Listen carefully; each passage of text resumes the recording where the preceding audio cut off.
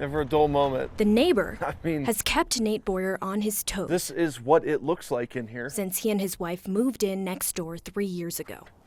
He doesn't actually know the people living inside 4463 Winona. It changes frequently. As the break-ins and the board-ups and the things like that got worse, it just attracted more and more people to come to it. So now it's occupied 50% of the time by people just squatting in there. In November, things went from bad to unbearable. You know, I smell smoke. I'm wondering, like, what is going on? And then I finally figure out, and it was pluming pretty good.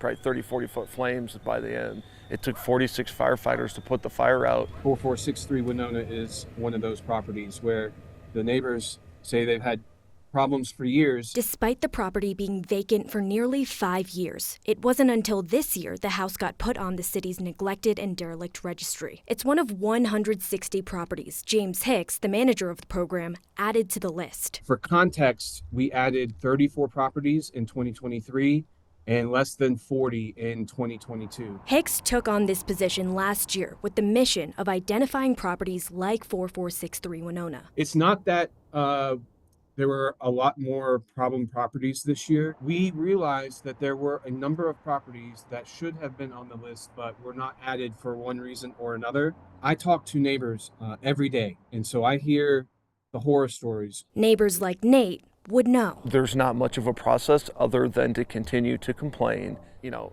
I can't tell you what to do with your property, but it's like when my wife doesn't feel safe living in her own house, like you've kind of forced, I have to do something.